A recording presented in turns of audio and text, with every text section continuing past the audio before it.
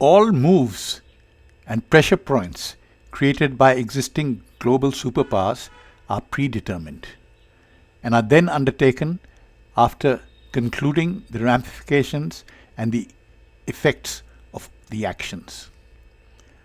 The US has not stepped up the Gulf action on impulse.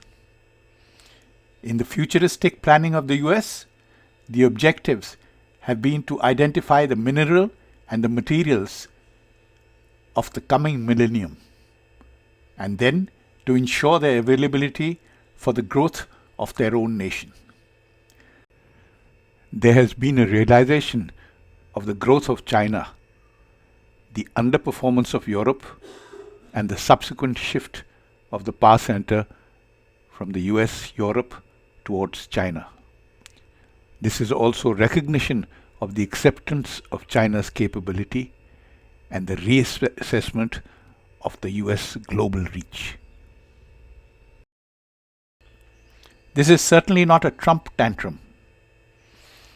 It identifies and realigns existing relationship to US advantage. It identifies some of the future minerals hitherto unimportant but vital for the future survival and control. Presently, the USA and Israel are using the pressure point for mutual benefit. Let's first look at it from the US point of view. We will look at this broadly in the following parts. Firstly, existing drivers which have accelerated the confrontation. Secondly, possible US plans and options after the engagement. And lastly, options of engagement and possibilities of US boots on ground. Drivers that are accelerating the confrontation. The first driver which is accelerating the confrontation pace is Iran's nuclear program. According to the latest monitoring reports from the International Atomic Energy Agency, Iran has accumulated enriched uranium at levels that place it significantly closer to potential weapon capability than it has ever been at any previous time. Israel in particular sees this as an existential threat. The second driver is Iran's expanding regional influence through proxy networks. Tehran is maintaining strategic partnership with armed groups across the region, including the Hezbollah in Lebanon, Hamas in the Gaza Strip, and the Houthis in Yemen. These groups provide Iran with a means of projecting influence while maintaining a degree of deniability. From Washington's perspective, the issue is not simply Iran itself, but the wider networks that can threaten shipping lanes, American bases, and regional partners in the Middle East. Precipient crisis in the Straits of Hormuz. The US claims that the attacks on Iran, alleged militias inside Iraq, increased sharply and included drone attacks, rocket strikes, and attacks on their bases and diplomatic facilities. These attacks crossed from a threshold of a harassment to a sustained coordinated pressure, forcing the US to respond. The US strikes were precision strikes carried out on command centers and logistical hubs. However, collateral damage is always a possibility. That said, the present US government's functioning is fraught with internal conflicting interests. The United States therefore felt it faced a narrowing strategic window. If Iran crossed a certain nuclear threshold, the military and political costs of stopping the program would increase dramatically. Israel, meanwhile, had been pressing Washington for stronger action, arguing that the difference had begun to erode the Gulf stability. As a result, the United States and Israel appear to have coordinated escalation designed to achieve several short-term objectives, and the goals are relatively clear. The first is to degrade Iran's missile capability and drone capability.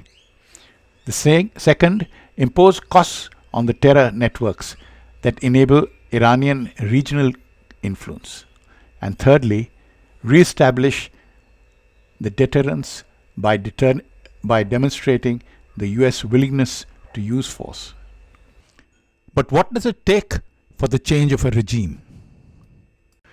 In 2003, the US 5 Corps and the 1st Marine Expeditionary Force commenced its operation on 20th March 2003, and by 9th April, the Iraqi army had surrendered in Baghdad.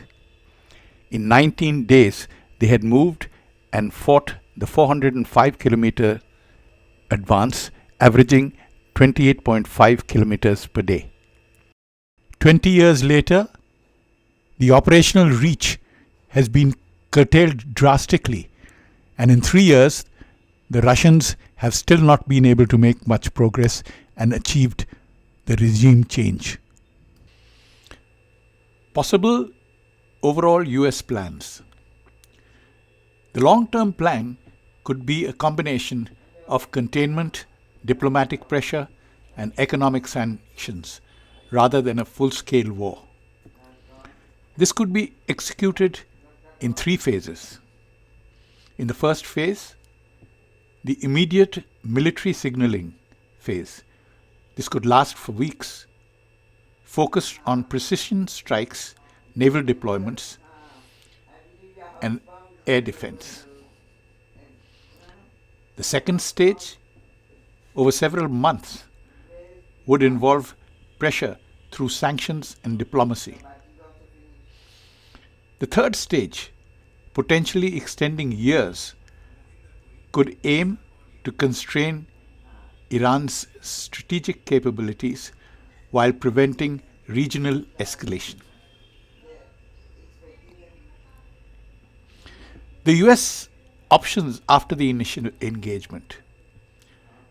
Once the initial military engagements phases concluded, the United States faces several strategic pathways.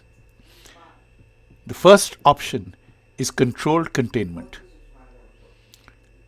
Washington conducts limited strikes designed to degrade Iranian capabilities and avoids sustained escalation. This goal is deterrence rather than regime change. This option has an advantage of limiting regional war while maintaining the pressure on Iran. It also aligns with the United States' broader strategic priority of focusing resources on great power competition elsewhere and the Chinese reaction. The second option is sustained coercive pressure. Here, the United States would combine repeated military strikes with intensified sanctions and diplomatic isolation. The objective would be to force Iran into negotiating over its nuclear program and regional activities. The third option is an outright attack on Iran. This is the most ambitious and risky approach. It would involve systematic degrading of Iran's military infrastructure. With the rise of competition with China and ongoing tensions with Russia, the United States has increasingly tried to reduce its direct footprint in the Middle East region. The most likely outcome. As a result of the likely direction of US policy, to rely more heavily on regional partners, particularly Israel and certain Gulf states, to share the security burden. It would like to reduce its military footprint. It would like to consolidate its control in America and have a firm hold on Greenland, where it can wield a tighter control. Lastly, the question of boots on ground. At this present, the likelihood of large-scale American boots on ground is extremely low, although a gradual escalation can be expected. Long-range precision strikes, cyber operations, naval power, and air dominance allow Washington to exert pressure without committing ground. Operational pulse. Iraq is a 5,000-year-old civilization and obviously has the staying power.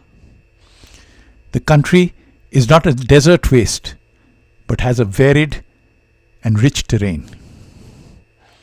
It has prepared a strong missile response and has its own concept of battle against conventional attacks. So far, the ground action has been limited. Iran is perhaps better prepared in numbers for the missile confrontation, and their conventional military has not been tested yet. On the 29th of March, Iran had shown to the world that firstly, that the UAE, the modern millionaire's financial destination, can be effectively engaged and brought to their knees. Secondly, Kuwait, the US airhead into the Gulf, is also extremely vulnerable. Thirdly, they apparently have missile reserves for a prolonged battle. Fourthly, there is a stable, confident government at the helm, which will do business on its own terms. In the Middle East, there is a simmering within the Muslim world itself too, and that adds to the instability of the region.